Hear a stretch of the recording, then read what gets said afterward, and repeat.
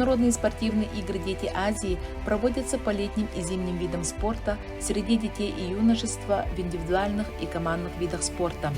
19 сентября 1995 года вышел указ президента Республики Саха-Якутия Михаила Ефимовича Николаева о проведении в 1996 году Международных спортивных игр «Дети Азии» в честь столетия Олимпийских игр.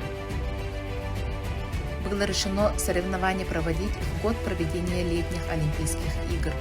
Выбор остановился на 8 видах спорта – на боксе, вольной борьбе, дзюдо, легкой атлетике, настольному теннису, стрельбе из лука, шашках и шахматах.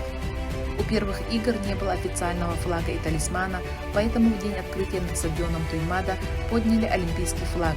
Первой эмблемой и символом игр стал мальчик по имени Берген. На земле Олимпийской Атланты был зажжен огонь, который специально доставили в город Якутск.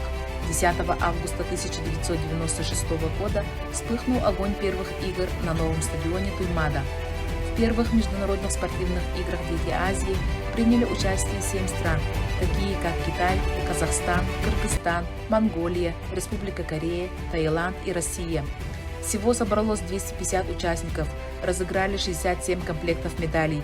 Эти первые игры всколыхнули мировое спортивное сообщество и не только. Небольшая республика стала хозяйкой поистине события мирового масштаба – континентальных Олимпийских игр для детей. Посвященные столетию современного олимпийского движения, первые игры состоялись по инициативе первого президента Республики Саха-Якутия Михаила Ефимовича Николаева. Дорогие юные друзья, Dear young friends, уважаемые гости и жители столицы республики, distinguished guests and citizens of the capital of the Republic, сердечно приветствую вас, участников первых международных спортивных игр «Дети Азии» на древней земле Аланхо. Пусть для каждого из вас встреча с Якутией, Саха-Сиря, станет счастливой. Нам всем близки и благородные идеи олимпизма, которые с детства входят в наше сознание. Все мы дорожим международными спортивными связями, укреплением идей дружбы, мира, взаимопонимания между детьми и взрослыми огромного азиатского Тихоокеанского региона.